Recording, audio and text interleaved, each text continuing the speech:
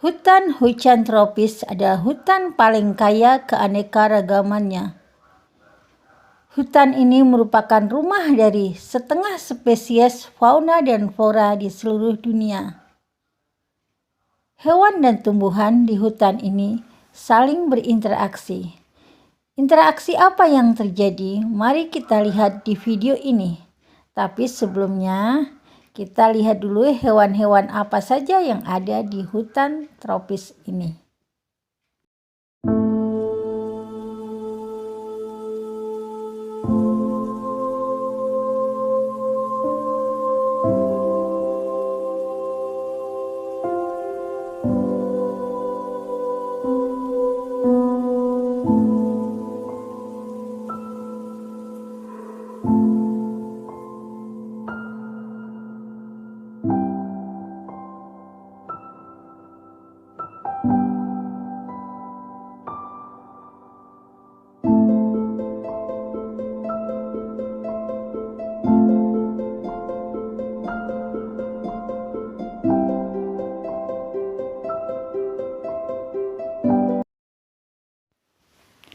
Assalamualaikum warahmatullahi wabarakatuh.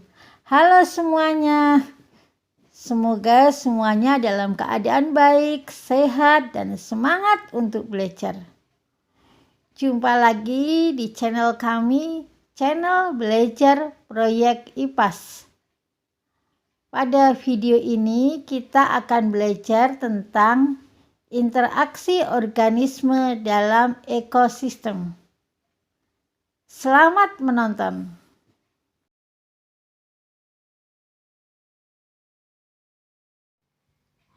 Interaksi organisme dalam ekosistem.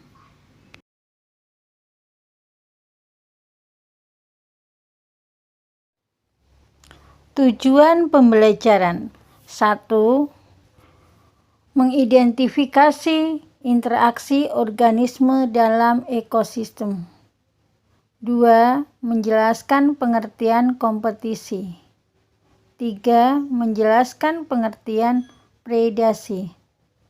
4. Menjelaskan macam-macam simbiosis. Setelah mengetahui tujuan pembelajaran, mari kita bahas interaksi antar organisme.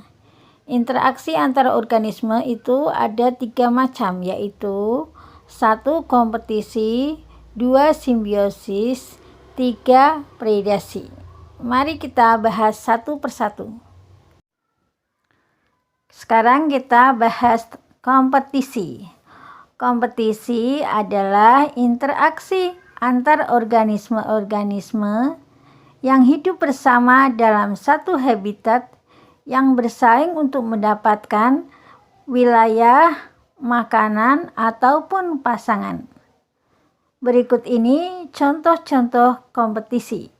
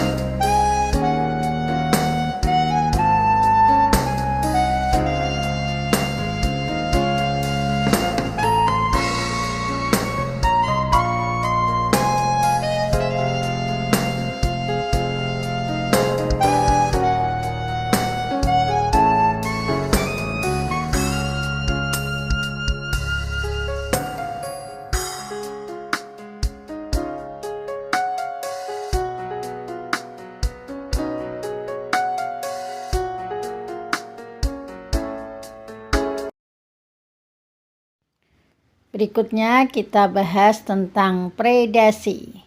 Predasi adalah hubungan antara makhluk hidup pemangsa atau predator dengan makhluk hidup yang dimangsa. Berikut contohnya.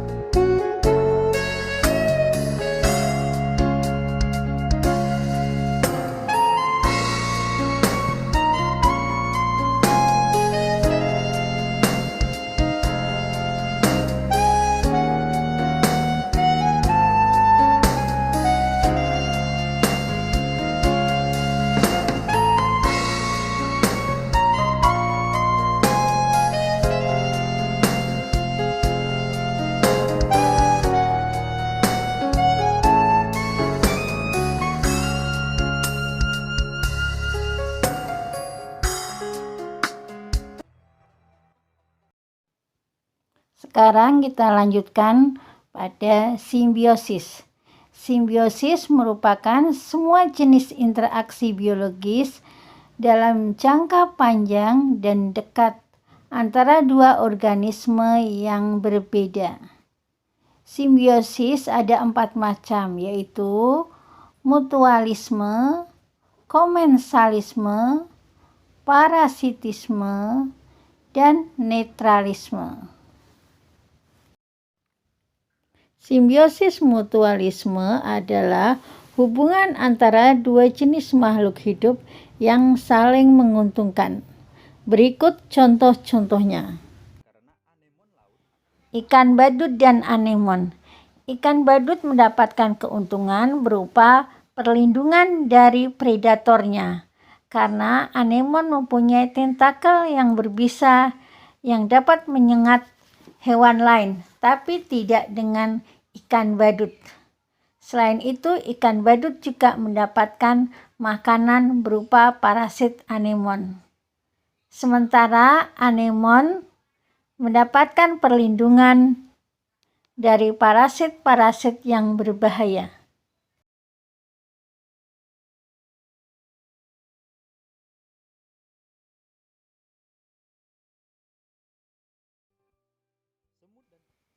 Semut dan kutu daun. Semut mendapatkan keuntungan berupa makanan, yaitu embun madu yang dihasilkan oleh kutu daun. Sementara kutu daun mendapatkan perlindungan dari predatornya.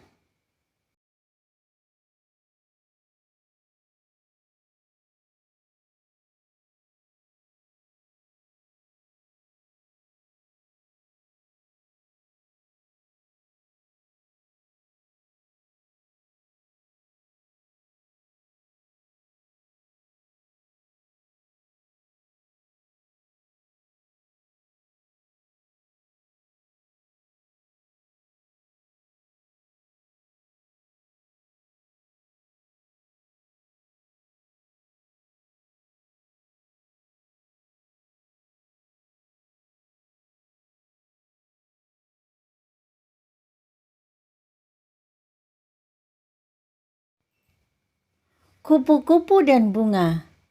Kupu-kupu mendapatkan makanan dari bunga, yaitu nektar. Sementara bunga mendapatkan bantuan berupa proses penyerbukan.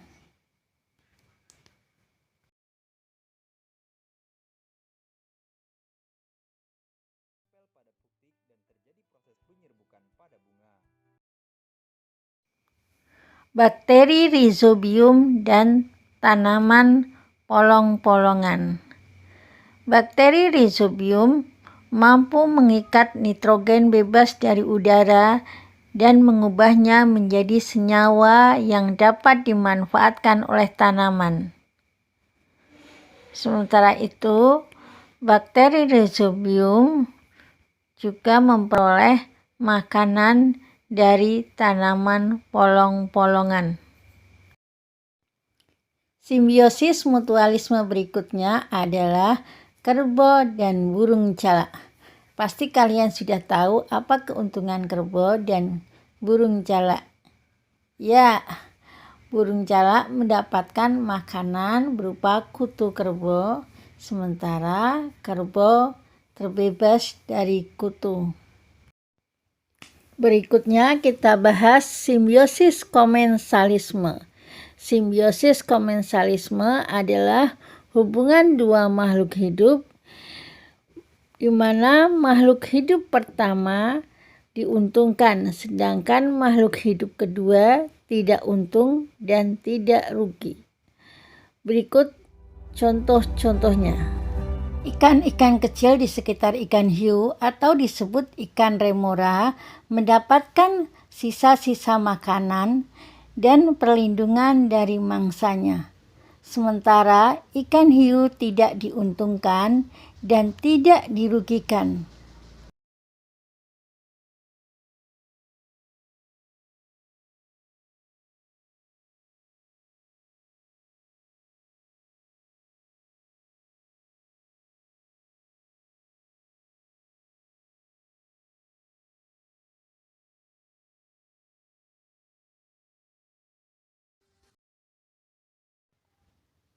Ikan gobi seringkali berlindung di antara celah-celah bulu landak laut yang beracun untuk menghindari predatornya.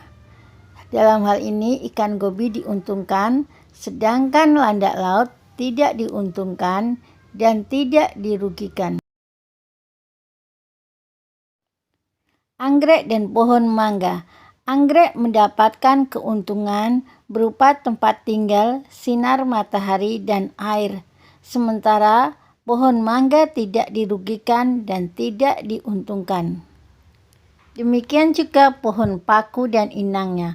Pohon paku diuntungkan mendapatkan tempat tinggal, sementara pohon inangnya tidak diuntungkan dan tidak dirugikan. Berikutnya kita bahas simbiosis parasitisme.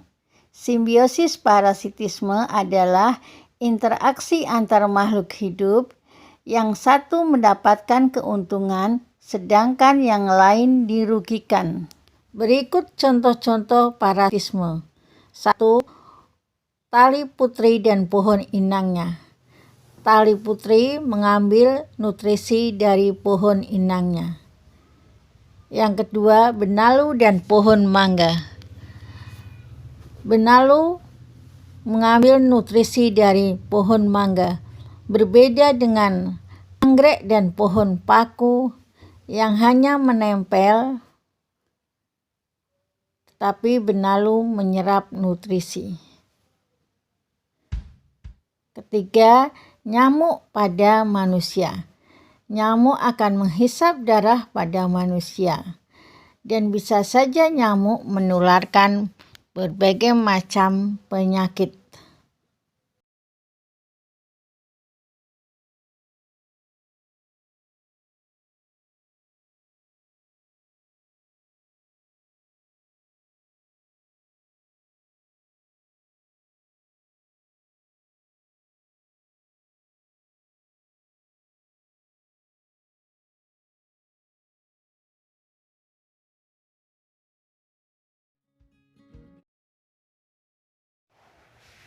Kutu kebul dan tanaman pepaya.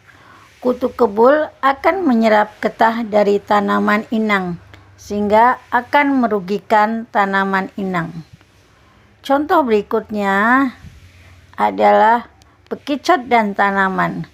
Bekicot akan memakan daun-daun tanaman.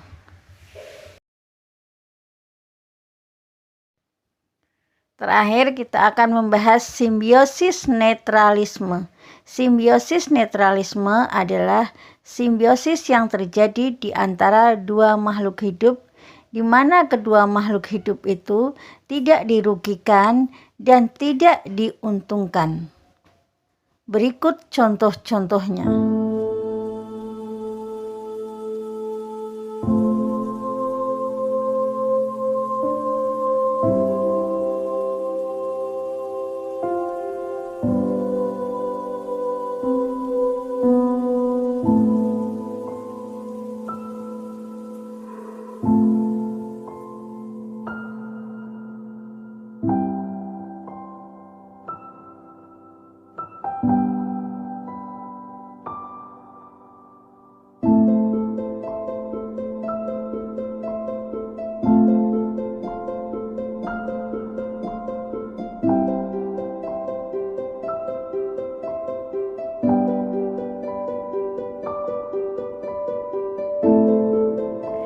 Terima kasih sudah menonton video. Jumpa lagi di video-video lain. Selamat belajar.